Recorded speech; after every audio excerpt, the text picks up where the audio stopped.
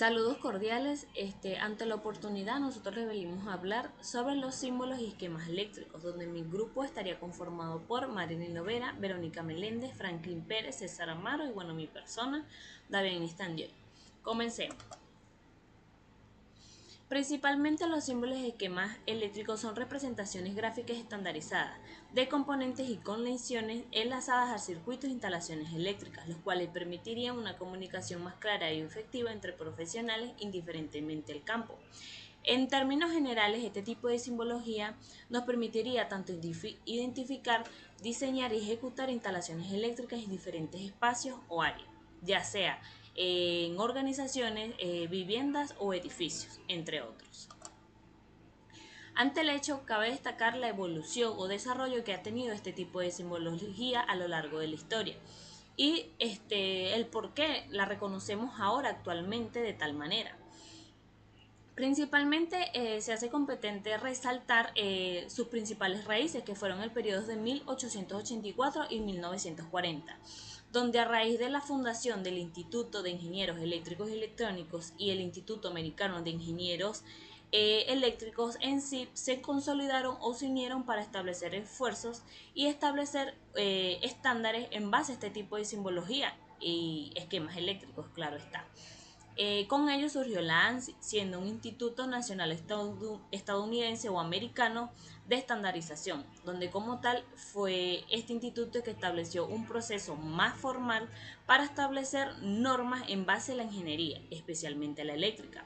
Así fue, la ANSI fue el primer instituto que estableció la primera ley o norma en base a este tipo de simbología, no dejándose atrás la Comisión Electrotécnica Internacional, la cual estableció ciertos estándares para velar por componentes eléctricos, promoviendo esto principalmente el desarrollo y evolución de la simbología eléctrica. En otro periodo de 1940 y 1960 se consolidaron ciertas normas.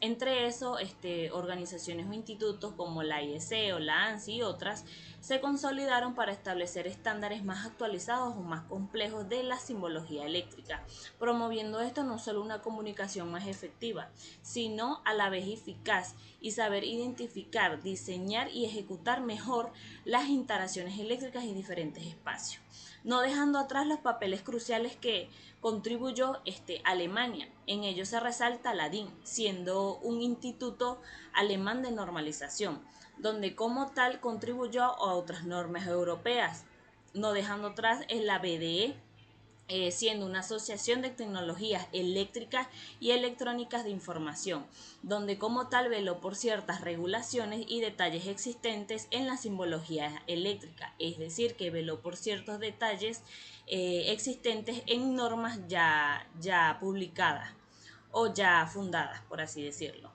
También en ese periodo surgió lo que vendría siendo la UTE en Francia, siendo esta una unión de transmisión eléctrica que sirvió de complemento a otras normas ya existentes. A raíz de lo mencionado, le doy el pase a mi compañera Marilyn, la cual explicará otro tipo de institutos o qué más institutos apoyaron o aprobaron ciertas estandarizaciones en base a este tipo de simbología. Bueno, continuando con lo que dijo mi compañera Daviani en cuanto a los antecedentes, entre 1960 y 1980, ¿verdad? Ocurrió un desarrollo continuo en cuanto a los símbolos eléctricos. Aquí básicamente lo que se hizo fue crear normativas de simbología eléctrica, que buscó la estandarización de manera que hubiese un lenguaje universal de fácil comprensión para los ingenieros y los diseñadores. Estas normas, muchas pasaron por el Reino Unido, otras pasaron por España y otras pasaron por Francia. Ahora bien, estas normativas permitieron una mejor comprensión. Digamos que si una persona estaba en Europa y otra, por ejemplo, en China o en América Latina, pudieran leer lo mismo para una mayor facilidad y comprensión. En cuanto al año 1980 y el año 2000 comienza lo que es la era moderna. Aquí básicamente se adoptó lo que es el software CAD. Y en el año 1999, ¿verdad? Se crea la BDE, que es la simbología en cuanto a maquinaria. Ahora bien, precisamente a partir del año 2000 comienza lo que es la innovación con estas nuevas tecnologías. Y de las normativas que ya se tenía, se incluyeron otras simbologías, ¿verdad?, que complementaron las normativas ya existentes. Es decir, que hubo un feedback entre las normas UNE y las normas NEMA. Básicamente hubo una colaboración, ¿verdad?, entre ingenieros, permitiendo, ¿verdad?, una mejor comunicación en cuanto a esa simbología. Ahora bien, acá en Venezuela nosotros nos regimos por lo que es la norma Covenin 398 de 1984. Esta norma Covenin, ¿verdad?, de la Convención Venezolana de Normas Industriales, básicamente permite a los electricistas y a los ingenieros comprender la parte de simbología eléctrica interna y externa que pueda haber, bien sea en un edificio, en una casa, en alguna estructura, para una mejor comprensión de planos y flujogramas. Lo dejo con mi compañero. Bueno, ahora vamos con las nomenclaturas principales. Por acá tenemos la IS 6617. Esta nos proporciona una amplia colección de símbolos gráficos estandarizados para diagramar diagramas eléctricos. También tenemos la norma NFPA 79, que esta nos proporciona una seguridad eléctrica de las máquinas y maquinarias. La UNE, o una norma española 21030, proporciona símbolos para circuitos eléctricos, instalaciones y equipos, fomentando la uniformidad y claridad de los diagramas eléctricos en España. La norma más utilizada aquí en Venezuela es la norma Covenin 398 de 1984. En el contexto de la simbología eléctrica en Venezuela, esta norma es la más relevante, que se centra en los símbolos para diagramas eléctricos. Y en otra tenemos la NEMA ICS 19-2022, es aquella desarrollada por la National Electric Manufacturing Association, que se centra en los sistemas de controles eléctricos y ofrece símbolos para dispositivos de control, diagramas de circuitos y guía para las instalaciones. Seguimos con los símbolos empleados. Por acá tenemos los símbolos de cable conductor, de los interruptores, la pila, la batería, la bombilla, el amperímetro, el voltímetro, el condensador, la resistencia en sus distintos símbolos, la conductancia, la toma a tierra, entre otros. Los tipos de esquemas eléctricos podemos nombrar el funcional. Es la representación esquemática simple para facilitar la interpretación. El multifilar representa todos los cables y conexiones del circuito. El unifilar representa cada grupo de cables con una línea. Y el topográfico muestra la ubicación de los dispositivos y las líneas de conexión. Acá tenemos otros símbolos empleados, ¿verdad?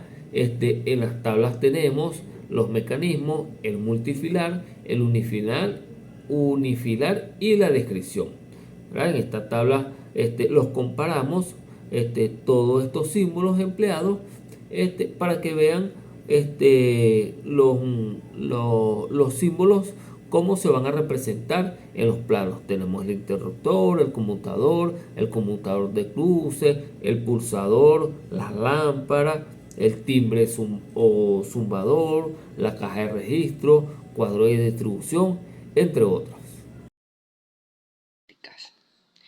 Estándar internacional. Estos símbolos y esquemas son normalizados para garantizar una interpretación universal de los esquemas y planos. Son de representación gráfica, son figuras y diagramas que representan los componentes de forma esquemática. Facilita su comprensión. Ellos son Esto les permite ser visualizados rápidamente a la hora de la instalación eléctrica y funcionamiento de un circuito eléctrico. Herramientas para el diseño son esenciales para la creación de esquemas y de planos eléctricos, así como para el diseño de circuitos. Son de amplio repertorio. Existen más de 1500 símbolos y convenciones normalizadas según la norma internacional para representar una gran variedad de componentes. Estándar. El uso de símbolos y esquemas estandarizados facilita la comprensión y el mantenimiento de las instalaciones eléctricas. Los elementos. En la simbología eléctrica, los elementos y componentes son representaciones gráficas de los dispositivos que conforman el circuito eléctrico. Estos símbolos son definidos por las normas internacionales, que les permite ser visualizados de forma clara y concisa para la conexión de distintos componentes. Entre ellos tenemos las resistencias. Las resistencias son representadas por un zigzag y limitan el flujo de corriente. Las bobinas son representadas por espirales, almacenan energía en forma de campo magnético. Los condensadores, representados por dos líneas paralelas y almacenan energía en forma de campo eléctrico. Los condensadores, los interruptores, son representados por símbolos que permiten abrir y cerrar el circuito. Fuentes de alimentación, representadas por un símbolo que indica la polaridad y la forma de onda. El motor representa un dispositivo que convierte la energía eléctrica en mecánica. Los diodos, representados por un triángulo con una línea que permite el flujo de corriente en una sola dirección. Los transistores, representados por un símbolo que indica sus terminales y ampliación o conmutación conmutan la corriente. Las líneas eléctricas son representadas por líneas y conducen la corriente. Los generadores son representados por un símbolo que indica el tipo de fuente de energía. El cable representa el conductor de electricidad. Los transformadores simbolizan el dispositivo que cambia el voltaje de corriente y la batería representa una fuente de energía eléctrica. En los esquemas eléctricos tenemos los símbolos, las líneas, las referencias y los textos y etiquetas. Los símbolos son figuras estándar que representan los componentes eléctricos como resistencia, condensadores, baterías, interruptores y diodos. Las líneas representan los cables o conductores que conectan los componentes y mostrando un flujo de corriente. Referencias. Se utilizan letras y números para identificar cada componente en el esquema y su valor. Por ejemplo, R1, C2, Q3. Facilitar la lectura y la comprensión del esquema. Textos y etiquetas. A menudo se incluyen textos y etiquetas para describir el tipo de componente, su función y otras especificaciones. Buenas tardes, mi nombre es César Amaro. En este momento les voy a hacer explicación del plano de simbología eléctrica. Para comenzar con el plano de simbología eléctrica, tenemos que tener en cuenta que el plano tiene una serie de conexiones así como dispositivos. Estos serán dispensables para el funcionamiento de las plataformas sanitarias, ya sea topográfico, ya sea habitacional, apartamental. Para ello tenemos que tener en cuenta un croquis. El croquis es un diseño inicial que uno elabora sencillo. En este croquis van reflejados aquellos puntos de electricidad, cableado, dónde van los tomas corriente, son las cosas más básicas que hay que tener en cuenta.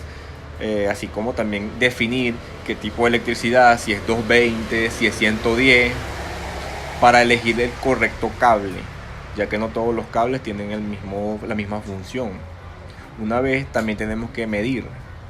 Para medir necesitamos una escala. Las escalas se dividen en escalas de reducción y escalas de ampliación. Las escalas de reducción son las que nosotros comúnmente usamos y están marcadas en el escalímetro. Uno es a 100, uno es a 75, uno es a 50 y también la escala de ampliación, que es la 2, es a 1. Una vez teniendo en cuenta esto, debemos definir si el plano será unifilar o multifilar. En el plano unifilar es más simplificado y se usa más al momento de explicarle a un cliente, a una persona que no conoce sobre mucho de simbología eléctrica. Por lo general se suele mezclarse con el otro tipo de plano, que es el plano topográfico. El plano topográfico muestra qué dispositivos están conectados, como un ventilador, vías de escape, partes de ventilación, entre otros. El multifilar es más completo. Si vemos el plano a continuación, nos damos cuenta de que hay un cableado, son líneas continuas. Estas líneas continuas quieren decir que esos cables están por encima de la pared o del techo. Por lo general, cuando la línea es discontinua, significa que esos planos están por debajo del piso. Hoy en día no se usa mucho ese diseño, son pocos los países que usan ese diseño, porque eso conllevaría a tener más gastos, porque tendrían que romper el piso, a menos que el piso sea de madera u otro material. El plano tiene que también respetar la normativa de Fondonorma 200, que es la diseñada por Codelectra, que es un reglamento eléctrico vigente acerca de las conexiones a tierra, las conexiones en neutro. Por último, debemos recalcar que el plano tiene una importancia significativa en el aspecto técnico, ya que puede economizar ciertos gastos con lo que es la elaboración de implementos e insumos, así también como en la parte del cableado, y facilita su comprensión. De igual manera, queremos recalcar que las cosas tienen que tener un orden y un formato. En este orden que se siguen, se hacen las cosas bien. Muchas gracias por su atención.